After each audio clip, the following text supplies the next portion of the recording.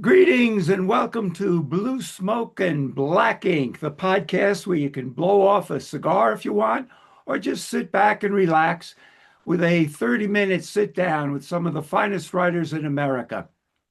A few years ago, a couple of literary critics were discussing F. Scott Fitzgerald, and the first person said, he must have died a broken man. His novel, The Great Gatsby, one of the greatest novels ever written, was in his lifetime just a flop, a political, or not a political, but a commercial and a financial flop.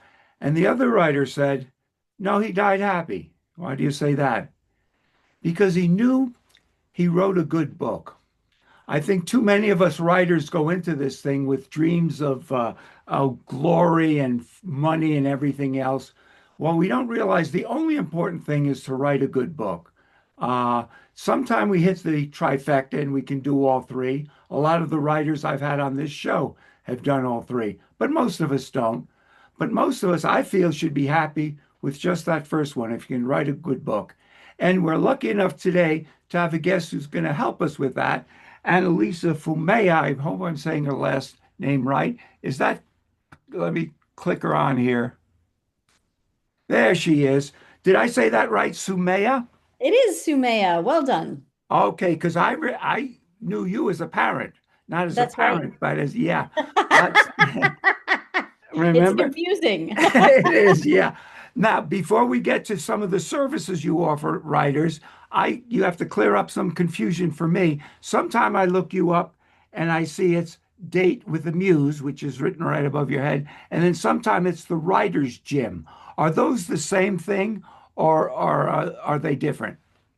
That's a great question. So, Date with the Muse owns the Writing Gym. The Writing Gym is the name of our program where we pump up your writing. We help writers to finish novels, revise novels to publishing industry standards, and live the author lifestyle. Okay, and Date with the Muse?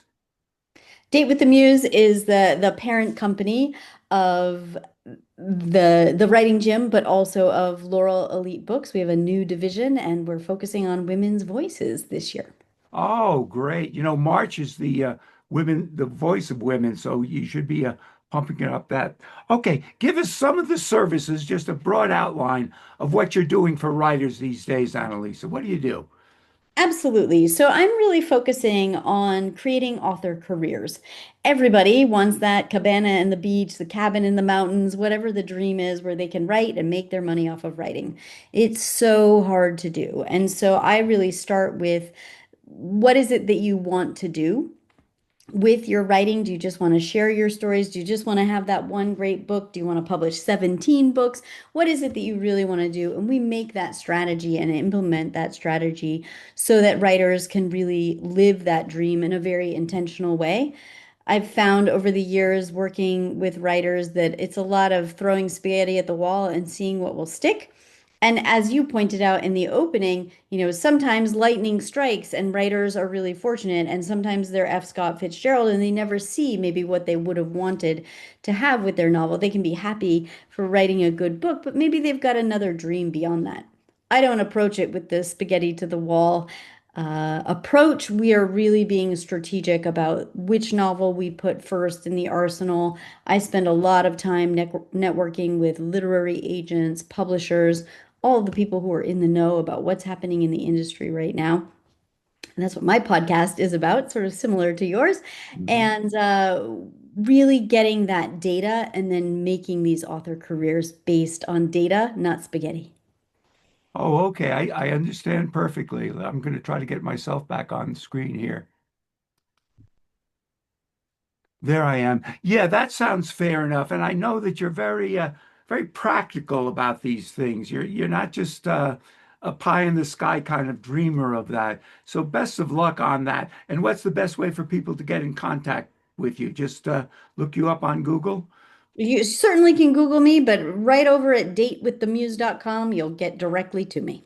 Okay, that sounds good. Now, your last newsletter, I subscribed to your newsletter, talked about the three different uh, paths to publishing, and we're probably going to differentiate or have different views on this. But would you go through the three, and I'll give you my take on each one, just just for that. Yeah. There's So, three ways to get published. Go ahead. I speak at writers' conferences all over the world, and inevitably, someone in the audience raises their hand and says, "What's the best way to publish?" And again, you said I'm practical. I'm very practical. I go back to a strategy. Well, what's the best way to publish for you? What are you trying to accomplish? What are your goals? And so this newsletter, we've been talking about this a lot because we've seen a lot of scams out there, and wanted to really get writers the right information about how to make this decision. None of the three ways is wrong. None of the three ways is evil. All of the three ways could lead to a potential scam. They're all rife with people trying to take advantage of poor authors. Yeah. However, the really important thing here is whether you choose self-publishing, hybrid publishing, or traditional publishing, the Explain key those thing three, here. Analysts. Explain those three, what they are for our unknowing Yeah. listeners, and then go So on. I dig into this really deeply in the course, but really briefly, self-publishing is self. You do it on your own. You have to figure out cover design and interior layout and how you're going to market the thing. It's yourself. You're doing it. Hybrid publishing, I'll get to in a minute because it sits really between self-publishing and traditional publishing. Traditional publishing is F. Scott Fitzgerald's world. It's what many of us grew up with before self-publishing existed. It's your big five, slowly shrinking to big four. The major publishers, they're paying you in advance, however, to publish. And then hybrid publishing sits in the middle. It's you're paying somebody to provide a service for you, to publish your book for you, to create your book cover, to create your interior layout, to possibly create your marketing plan. And it's gotten a really bad name from authors because of so many scams. That doesn't make it wrong. It just makes it a huge caution flag on who you trust, which is business, right? I mean, choose the right lawyer, choose the right banker, choose the right plumber. Know what you're getting into if you're paying somebody for a service. Yeah, that's good. I What I tell writers, I my advice is you take a year going after the dinosaurs, and I'm offending people here, but I call traditional publishing those agents and acquisition editors kind of dinosaurs because I think it's a dying industry. Maybe not. I may be wrong, but anyway, spend a year trying to do that because that's where the glory is and that's where the money is. If that doesn't hit, and it often doesn't, I skip them right over to, I call it independent publishing or self-publishing, whatever. I've never really tried or know much about hybrid publishing, but that's my philosophy between those two. I think you are more likely towards, and I don't want to call them dinosaurs again because that's insulting, but traditional publishing. Is that right? Does any of that make sense? Yeah, I mean, again, I go back to the strategy. So it really, I am ambivalent about which is the best way. The best way is what's going to work toward your ends. What is it that you want out of this relationship? That's what's most important. And there are pros and cons to each. I'm so glad you're asking this question, Jim, because this is exactly why I put together the course, is because you can't make an educated decision if you don't know what you're getting into. What should you be considering? So, hybrid might be really great for somebody. Independent, as you call it, might be great for somebody else. Maybe traditional is what somebody else really needs and wants to get to their goals. It may be a dying industry. I spend time at all of the big conferences in the back rooms talking to all the movers and shakers. Is it a dying industry? Is the digital revolution going to take over and AI is going to steal all of our jobs? We don't know. But today, right now, it is still a very viable means to publication. A lot of people want the validation of traditional publishing, and they want the partnership that traditional publishing often brings. Now, they do need to have some skills, and this is one of my areas of expertise in how to partner with the publishing house to really leverage that relationship. And, I joked about, the plumber and the lawyer and the banker earlier. These are professional relationships where when you hire the plumber, you don't have to hold the wrench. You don't have to know which pipe is which. When you're working with a traditional publishing house, you do need to know what it is that you're getting into, and you become a partner, not somebody who can watch somebody just fix your sink for you. Yeah, I see. That's very well done. You mentioned a book or a pamphlet. Did someone can writers go somewhere on your uh, podcast or whatever to get a book or a written group of instructions on this, or how does that work? Yes, so this is the course that we're offering. It's called Paths to Publication, and it walks you through the pros and cons of self-publishing, traditional publishing, and hybrid publishing. And I'm offering a discount code for your audience for $50 off of the course. So, I'll send that over to you, Jim, so that they can participate in the course, get the information, and it comes with a consultation with me, a strategy consultation, so we can really talk about, okay, it seems like self-publishing is going to work for you. What should you be thinking about? Traditional, hybrid, what are the considerations here if that's what you're looking at? Oh, I really like that. I'm glad you're giving so many options. My complaint about hybrid is that I think, and again, I don't know it very well. I think I can do most of the stuff. I publish, as you know, independently on Amazon, and I can set up a book and do the margins and the cover and things like that. And I actually enjoy doing it. What can hybrid publishing offer to a writer who's ready to do it himself? Does that make sense? I mean, maybe they can't, I mean, and you're probably the anomaly in the marketplace in that you have both interest and aptitude. Not everybody does. A lot Yeah. of writers, the thing that I hear the most is, I just want to write, right? So they don't want to learn about cover design or what's going to work.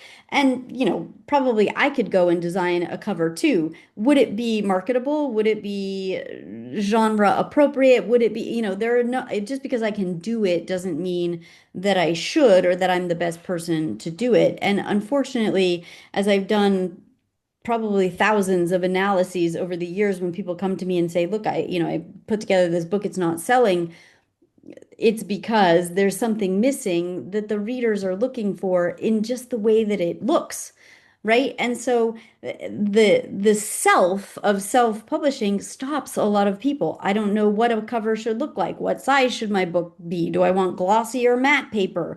I don't know, right? There are a lot of decisions that, Yeah. that stymie some people, and they want to have somebody to walk alongside of them. And it really should be somebody who has the market expertise to address what should this book look like. Because I mean, let me do an obvious one. The books you're writing, Jim, right? Your covers are dark colors, as they should be. If you suddenly decided to have a pink and yellow cover, we'd say, whoa, whoa, whoa, that doesn't Yeah. fit with what we're doing here. You know that? Not everybody does. Yeah, I guess you're right. I guess I've been stumbling through this process.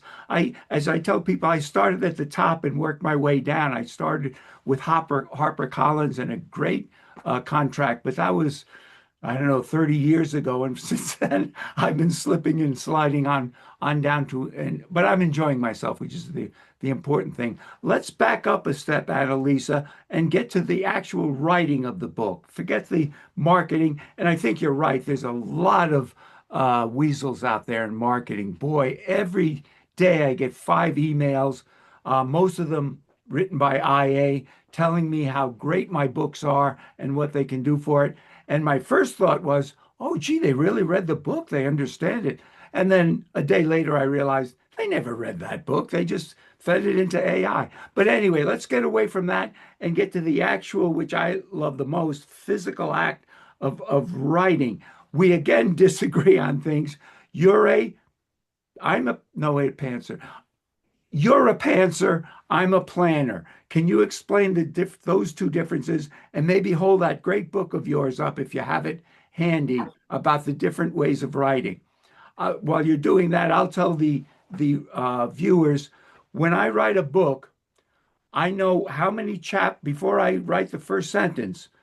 I know how many chapters it's going to be. I know exactly what's happening in each chapter. I have it blocked, outlined, and then I'll do that and then maybe spend a few months putting little different notes onto every different chapter. And then when I sit down to write, I just have the notes there, and there's never such a thing as writer's block because I know what I'm trying to do in that page.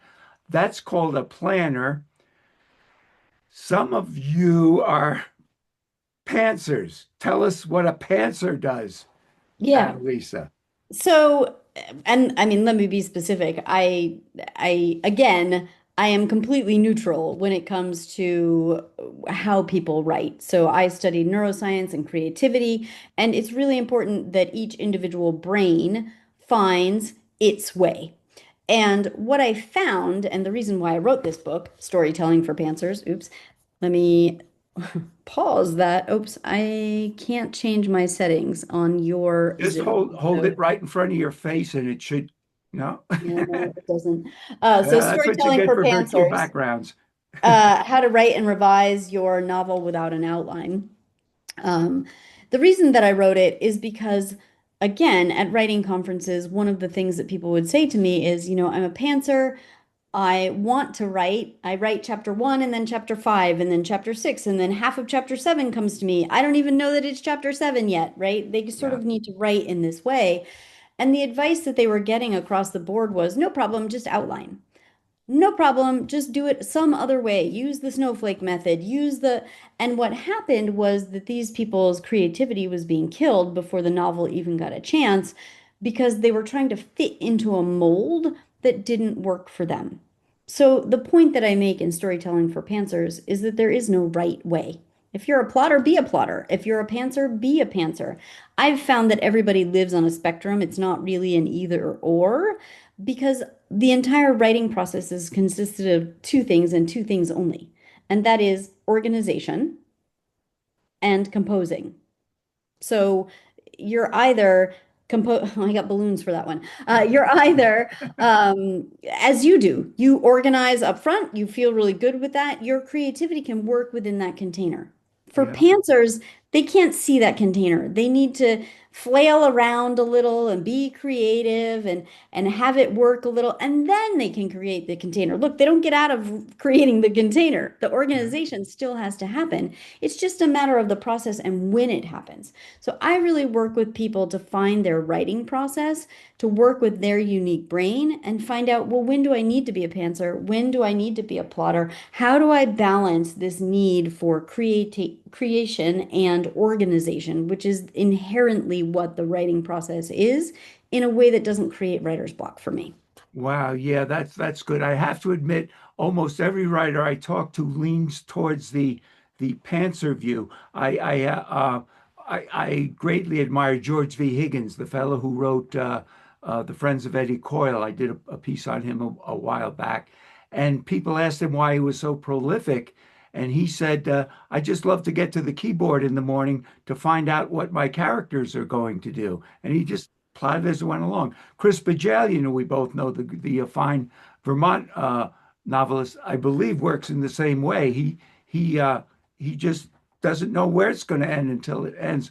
I'm amazed by that. Some writers, I think, fake it a little bit. Lee Child, who writes the great Jack Reacher stories, I heard him in an interview say, "Yeah, I love to see something new and what's going to happen." I love Jack Reacher and I love Lee Child, but let's face it, in every book, Reacher meets somebody in the first scene. It leads to a mystery that's greater, and then in the final three chapters, he has to go destroy it. So I don't think he's as much of a pantser as you think he might be. But anyway, I like your idea that they both are ways to work. Let's get to something else because we have about, I don't know, maybe 5 minutes left or so. I wish we had more, but Zoom starts charging me money after a half hour and I get out quick. As soon as that little button comes up, I say, I'm out of here. So, pardon me if I jump out. I won't, but if I jump out mid thing, I think one benefit of writing that is so overlooked is the camaraderie. I know the common scene or phrase is writing is a lonely business. To me, it's anything but. It's the most sociable business in the world. I'm in a group called the Carrot Cake, so we love to get together and whine about the industry and whine about our failures and things like that. Uh, it's a very, to me, very public issue. I know you do that because I believe you actually run writers' retreats and trips, don't you? Tell us about those. Yes, so we write every year on the coast of England in Devon. You can see whales on a sunny day. It's absolutely gorgeous. And we've got one coming up in May of this year. Super excited for that. We have exclusive access to the manor house. It's very luxurious. It's sort of Downton Abbey meets good writing feedback. It's a lot of fun.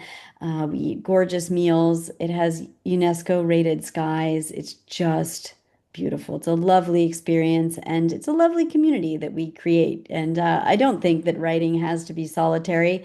Sometimes it can feel lonely in the moment when you're the one sitting alone in front of the keyboard and you get stuck.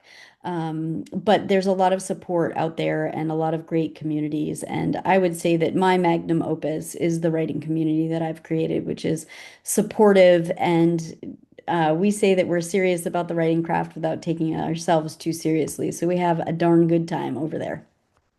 Oh, I love that. I love the idea of having a good time. And for many writers I know, whining makes the best good time. They love to get together, and I'm included, and whine about the state of the industry and what's going on and why this isn't working, why that's not working.